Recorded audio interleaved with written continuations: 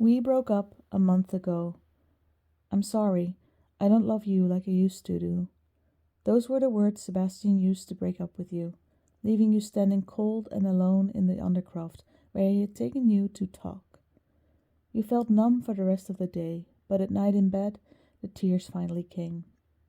Sobs racking through your body while you buried your face into your pillow in hopes to muffle your cries and not wake up your roommates. Sebastian had been your boyfriend since fifth year. Now in the last year at Hogwarts, you had started making plans of what you'd do after graduation. He wanted to become an unspeakable, while you were training to become a healer. You'd buy a nice cottage together in Bainburg and live together, maybe start a family, but you hadn't thought that far yet. Apparently, he hadn't either.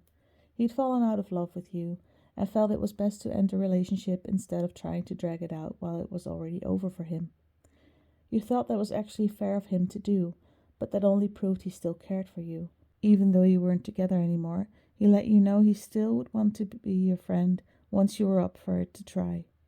At the time, you didn't want that, but you already knew at some point you would want to remain in contact with him.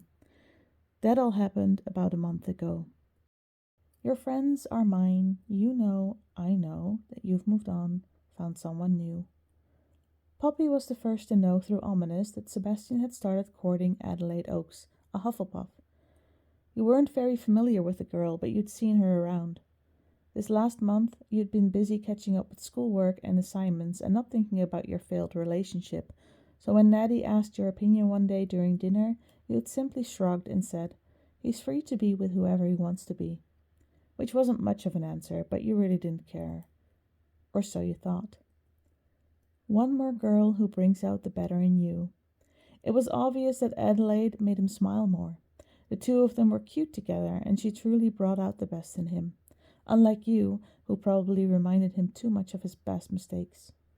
He had skipped classes on the daily, not even you being able to get him to go, but now he was attending every lesson with her by his side. And I thought my heart was detached from all the sunlight of our past. You'd be lying if that didn't bother you a bit. It shouldn't, because you were over him, right? Then why did your heart ache whenever you saw him laugh at something she said, or when he intertwined their fingers together while walking down the halls? It made you remember when he used to do that with you. He used to kiss you good morning and good night, used to wrap his arm around you and holding you against him whenever you were walking around in the castle. But she's so sweet, she's so pretty. Does she mean you forgot about me? The Hufflepuff was always kind to you whenever you met your friends, including her and Sebastian, and you couldn't deny that she was pretty too. Long blonde hair, usually pulled up in a messy bun, her hazel eyes round and sweet. No wonder he fell for her. It still stung that he hardly acknowledged you, though. Whenever all of you would hang out together, he barely glanced your way and only spoke to you when it would be rude not to. Did he forget about all that you've been through together? Oh, I hope you're happy, but not like how you were with me. Despite his behavior towards you, you only wished the best for him. You had loved him truly, and you still did. He deserved to be happy, and if Adelaide was the one who made him so, then all you could do was let it happen. But your heart was secretly hoping he wasn't as happy with her as he was with you. I'm selfish, I know. I can't let you go. So find someone great, but don't find no one better. I hope you're happy, but don't be happier. You knew it was incredibly selfish of you to think that. It was unfair to both of them. But you couldn't help it, because here you still were, alone and seemingly forgotten, tossed aside while you had to watch the one you love move on with someone better. Truly, all you wanted was for him to find someone to spend the rest of his life with, grow old together and start a family. All you asked was for him to not be happier than he was when he was with you. And do you tell her she's the most beautiful girl you've ever seen? An internal love bullshit you know you'll never mean. You remember during 6th year, there had been a party, and you had put in some effort and dressed up pretty nicely. Natty helped you style your hair, and Poppy put on some light makeup.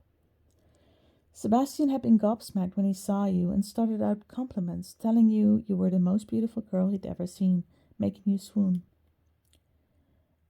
Remember when I believed you meant it when you said it first to me?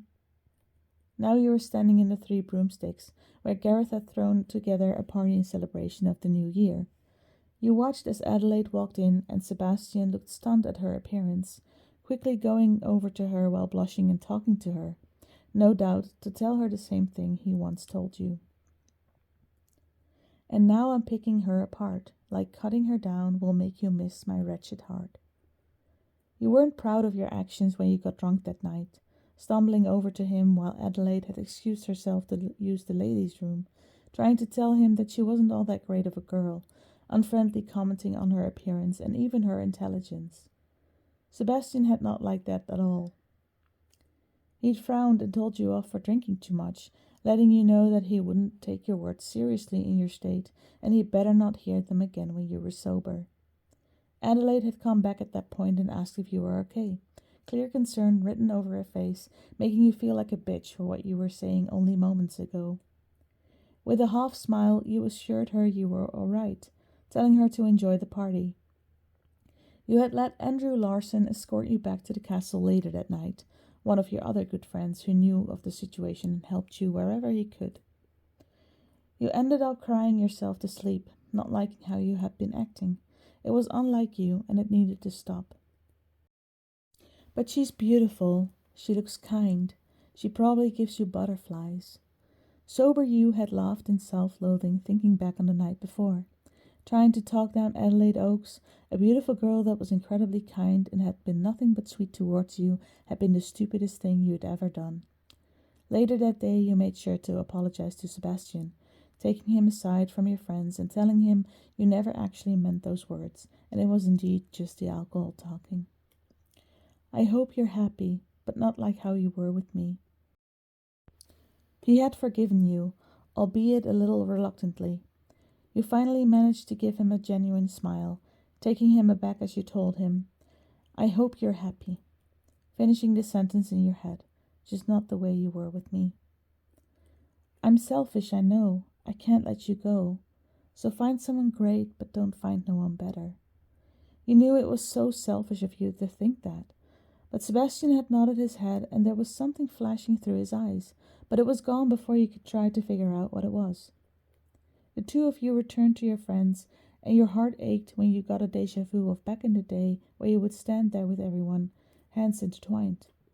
Only now you were standing alone between Andrew and Poppy, while Sebastian had his arms wrapped around Adelaide. I hope you are happy. I wish you all the best, really. It was a strange feeling, being happy that Sebastian was so happy with Adelaide, seeing them be a perfect couple, yet feeling so sad because you couldn't be that for him. You weren't the one he loved anymore, and there was nothing you could do about it. You had heard them exchanging confessions of love towards each other, sealing the fact that you would never get him back. Say you love her, baby, just not like how you loved me.